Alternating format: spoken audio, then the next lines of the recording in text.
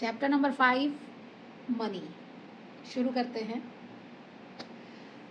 चीज़ों को खरीदने बेचने के लिए आज हम मनी यूज़ करते हैं। आपको कोई भी चीज़ खरीदनी है, कोई भी चीज़ बेचनी है, तो you can do this with the help of money.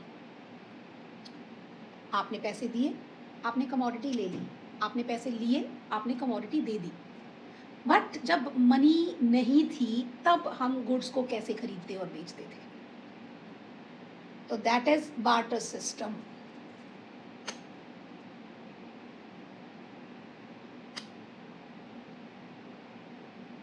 तो पहले था बार्टर सिस्टम ऑफ एक्सचेंज। तो barter system is a system of exchange in which goods are exchanged for goods. That is barter system. For example, farmer को clothes चाहिए और weaver को wheat चाहिए, तो farmer weaver को wheat देगा और weaver farmer को cloth देगा.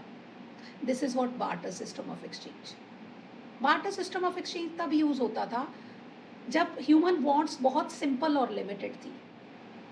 That means barter system was used in ancient times. तब मनी इन्वेंट नहीं हुई थी। पर बार्टर सिस्टम की कुछ ड्रॉबैक्स थी, कुछ प्रॉब्लम्स थी, कुछ लिमिटेशंस थी। उसमें पहली प्रॉब्लम है प्रॉब्लम ऑफ डबल को इंसिडेंस ऑफ वॉन्ट्स। डबल को इंसिडेंस ऑफ वॉन्ट्स का मतलब क्या है कि दो अलग अलग लोगों के पास दो अलग अलग चीज़ें हैं जो वो आपस में एक्सचेंज करना चाहते हैं। आपके पास वो चीज़ है जो मुझे चाहिए और मेरे पास वो चीज़ है जो आपको चाहिए। This is what double coincidence of wants. तो both parties must want what the other has at the same time. For example, if a shoe maker wants rice, he must find a farmer who wants shoes. पर ये बहुत difficult था। Next problem is no common measure of value. Barter system में हमारे पास कोई common measure of value नहीं था जिसमें हर एक कमोडिटी की वैल्यू को एक्सप्रेस किया जा सके। मतलब क्या है इसका? आपको पता है कि डिफरेंट गुड्स की वैल्यू डिफरेंट डिफरेंट होती है और बार्टर सिस्टम में हमारे पास कोई common unit of measuring value नहीं था जिसमें हम एक्सचेंज रेशो को एक्सप्रेस कर सके। For example, how many bananas equal 1 metre of cloth. 1 metre कपड़े के बदले में कितने बनाना दिए जाएं? इन दोनों की एक्सचेंज रेशो फिक्स करने के लिए हमारे पास कोई common unit of measuring value नहीं था। नेक्स्ट, आज हम अपनी वेल्थ को मनी की फॉर्म में सेव कर सकते हैं, पर पहले हमें अपनी वेल्थ को गुड्स की फॉर्म में सेव करना पड़ता था। फॉर एग्जाम्पल, फार्मर के पास 50 क्विंटल वीट है, उस 50 क्विंटल वीट में से उसने 30 क्विंटल कंज्यूम कर ली, बाकी 20 क्विंटल क्या है? उसकी सेविंग। तो पहले उसको वो अपनी सेविंग जो थी वो गुड्स की फॉर्म में रखनी पड़ती थी, पर गुड्स क्या होती हैं? पेरिशेबल होती हैं और उनको स्टोर करने के लिए जगह की भी ज़रूरत होती है, राइट? तो बार्टर सिस्टम में क्योंकि गुड्स की फॉर्म में सेविंग की जाती थी और गुड्स पेरिशेबल होती थी, तो ये भी एक बड़ी प्रॉब्लम थी। नेक्स्ट, कई गुड्स इंडिविजिबल होती हैं जिनको हम स्मॉलर यूनिट्स में डिवाइड नहीं कर सकते। तो बार्टर सिस्टम में in case of indivisible goods exchange करना मुश्किल होता था। मेरे पास काऊ है और फार्मर के पास वीट है, मुझे उससे एक बोरी वीट चाहिए, तो उसके बदले में मेरे को पूरी काऊ देनी पड़ेगी, जबकि एक बोरी of wheat is not equal to 1 cow. क्यों? क्योंकि we can not give half a cow. Next, difficulty in deferred payments. Deferred payments होती हैं future payments, the payment which are made at some future date. पर barter system में future payment करने में भी दिक्कत थी। आज हम मनी की फॉर्म में, मैंने तुमसे पैसा बोरो किया, तो मनी की फॉर्म में हम आपको जो बोरोइंग और लेंडिंग थी वो आसान थी। पर आज मैंने तुमसे वीट लिया और मुझे 1 साल के बाद वो वीट, मैंने तुमसे बोरो किया था और 1 साल के बाद मुझे वो वीट तुम्हें वापस करना है, तो हो सकता है कि उस टाइम पर जब मुझे वीट वापस करना है 1 ईयर के पास, मेरे पास वो वीट ना हो, वैसा वीट ना हो। मतलब I won't be able to arrange wheat of same quality at the time of repayment, right? या फिर there may be conflict between you and me regarding which specific commodity is to be used for repayment. तो ऐसी कुछ problems थी which were faced under barter system in case of deferred payments. तो future payment करना भी मुश्किल था। तो due to these limitations, the barter system became inefficient. और इन प्रॉब्लम्स को ओवरकम करने के लिए money was introduced as a common medium of exchange, store of value, measure of value जिसे हम यूनिट ऑफ अकाउंट बोलते हैं, and standard of deferred payments. अब क्वेश्चन अराइज होता है कि इन सारी मनी ने इन सब प्रॉब्लम्स को सॉल्व कर दिया, money has solve all these problems. अब मनी है क्या, व्हाट इज मनी? अगर हम सिंपल वर्ड्स में डिफाइन करें तो मनी एक ऐसी चीज है जो सब जगह एक्सचेंज के लिए एक्सेप्ट होती है। दैट मीन्स चीज़ों को खरीदने बेचने के लिए एक्सेप्ट होती है। फॉर एग्जाम्पल नोट्स को भी हम एक्सचेंज में यूज़ कर सकते हैं, कॉइन से भी हम एक्सचेंज कर सकते हैं, यूपीआई से भी हम एक्सचेंज कर सकते हैं। ये सभी मनी के एग्जाम्पल हैं। पर इसको और रिफाइंड फॉर्म में अगर डिफाइन किया जाए तो मनी क्या है? Money is anything it is generally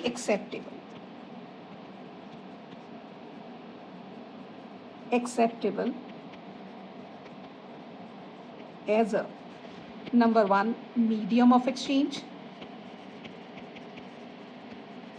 number two measure of value, number three store of value, number four standard of deferred payments.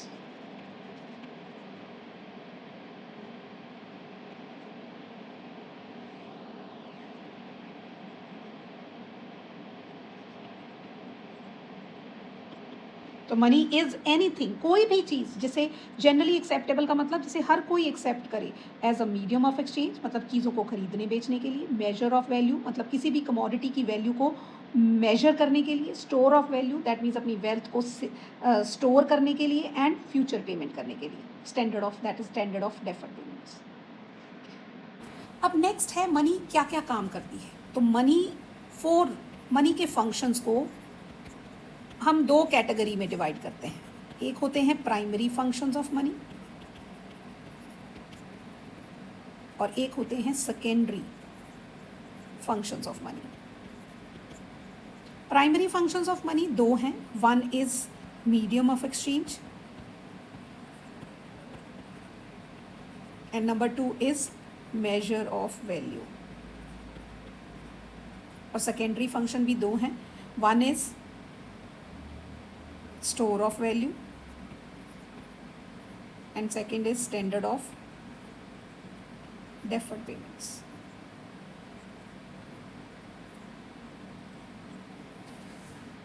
Primary functions means the most important functions of money, which money matlab that means basic functions of money which money has to perform irrespective of time and place, and secondary function वो हैं which are derived from primary functions, इसीलिए इन्हें derivative functions भी बोलते हैं। तो primary functions of money कौन से हैं? Medium of exchange and major of value. Money जो है वो मीडियम ऑफ एक्सचेंज का काम भी करती है और मनी मेजर ऑफ वैल्यू का काम भी करती है। अब medium of exchange function of money से हमारा क्या मतलब है?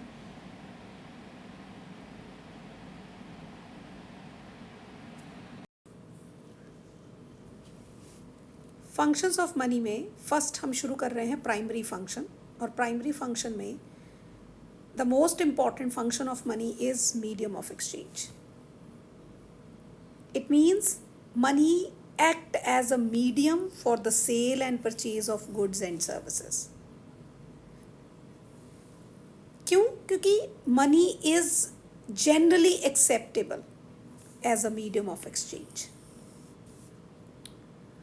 और मनी के इस फंक्शन की वजह से बार्टर सिस्टम में जो हमें problem of double coincidence of wants face करनी पड़ती थी, it has been overcome. That is money has overcome the problem of double coincidence of wants faced under the barter system. Barter system में जो cell और purchase थी वो simultaneously होती थी, वो इंटरडिपेंडेंट थी। जैसे ही कमोडिटी सेल होती थी उसी वक्त कमोडिटी परचेज होती थी, right? But money has solve this problem because the sale and purchase transactions are no longer interdependent. Money has separated the act of sale and purchase. अब आप मनी की help से चीज़ को परचेज कर सकते हैं और मनी की हेल्प से आप चीज़ को सेल कर सकते हैं। Second function of money is major of value, जिसे यूनिट ऑफ अकाउंट भी कहते हैं। बार्टर सिस्टम में हमारे पास कोई भी कॉमन मेजर ऑफ वैल्यू नहीं था जिसमें हम सारी गुड्स की वैल्यू को मेजर कर सकें और कंपेयर कर सकें, पर money has solve this problem. क्यों? क्योंकि money measures the value of all the goods and services. Money acts as a common denomination in which the value of all goods and services are expressed in terms of price। और सारी goods की prices को जानकर exchange ratio, उनके बीच में exchange ratio को calculate करना आसान हो जाता है। और इसी वजह से due to this reason money is regarded as unit of account, जिसका मतलब है कि सारी गुड्स और सर्विसेज की वैल्यू को हम मॉनेटरी यूनिट में मेजर कर सकते हैं। For example, rupee is the unit of account in India, pound in England and dollar in USA and so on. Third function of money is standard of deferred payments. ये secondary function है, it is one of the secondary function of money. Deferred payment का मतलब होता है the payments which are made at some future date. That means future payments को हम deferred payments कहते हैं। और बहुत सारी ट्रांजैक्शंस ऐसी होती हैं जिसमें उसी वक्त पेमेंट नहीं की जा सकती। That means instant payments are not made. तो डेटर ये प्रॉमिस करता है, जो देने वाला है वो प्रॉमिस करता है कि वो आज पेमेंट नहीं करेगा, he will make payment on some future date. ऐसी सिचुएशन में money act as a standard of deferred payments. Why? Because money has general acceptability, इसे हर कोई एक्सेप्ट करता है। दूसरा, इसकी वैल्यू स्टेबल रहती है। तीसरा, ये ड्यूरेबल होती है। और फोर्थ, ये होमोजीनियस होती है। तो this is how money act as standard of deferred payments. Fourth function of money is store of value, जिसे एसेट फंक्शन ऑफ मनी भी कहते हैं। बार्टर सिस्टम में wealth was stored in the form of goods, पर goods जो होती हैं वो पेरिशेबल होती हैं और उनकी स्टोरेज में भी काफ़ी कॉस्ट आती है। पर मनी ने इस प्रॉब्लम को भी सॉल्व कर दिया है, क्योंकि मनी की वैल्यू लॉस नहीं होती, राइट। तो वेल्थ को हम मनी की फॉर्म में एक्यूमुलेट मीन्स इकट्ठा कर सकते हैं। और savings in the form of money are secured, और इन्हें तब यूज़ किया जा सकता है जब हमें ज़रूरत हो। तो therefore money act as a bridge between present and. Money supply का मतलब है एक फिक्स टाइम पर पब्लिक के पास टोटल कितना पैसा है। अगर हम सिंपल वर्ड्स में बात करें कि एक पॉइंट ऑफ टाइम, एक फिक्स्ड टाइम पर लोगों के पास कितना पैसा है। तो मनी सप्लाई क्या है? Money supply is stock of money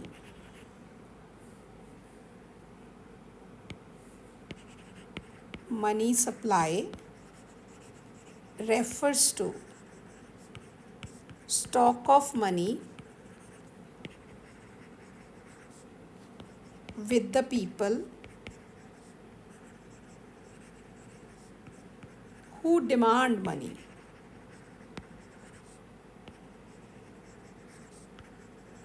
Not with the people who produce money at a point of time. Money supply क्या है? Stock of money with the people. Stock of money with the people, कौन से लोग? जो money को use करते हैं, जो मनी को की डिमांड करते हैं, right. Not with the people who produce money. अब क्वेश्चन ये अराइज होता है, हु प्रोड्यूस मनी? तो 3 लोग मनी प्रोड्यूस करते हैं। एक RBI, दूसरा गवर्नमेंट और तीसरा banks. RBI, all the notes except 1 rupee note are issued by RBI.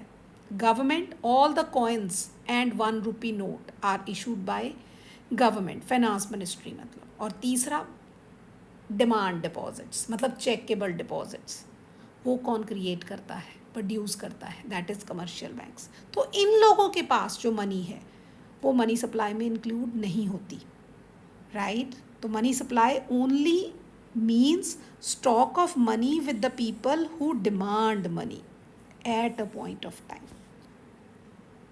तो at a point of time का मतलब हुआ कि money supply is stock concept.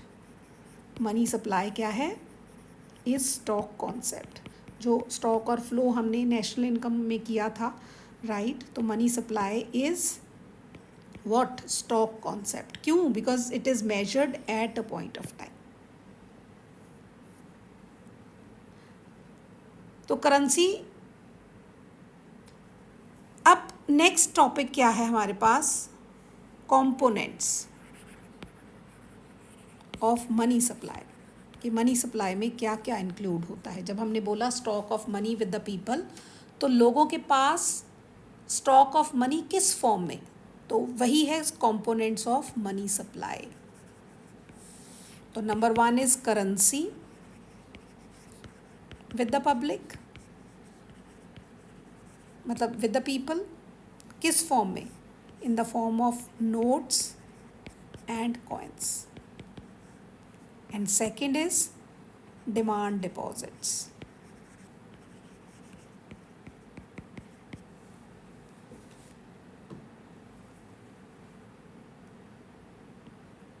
Of public with banks. और इन डिमांड डिपॉजिट्स में सिर्फ कौन से demand deposits, net demand deposits, not gross demand deposits. तो कंपोनेंट्स ऑफ मनी सप्लाई में क्या इंक्लूड होता है, 1 is currency with the public, जिसको हम C से डिनोट करते हैं, and second is demand deposits of public with banks. इसका मतलब money supply is equal to C+DD।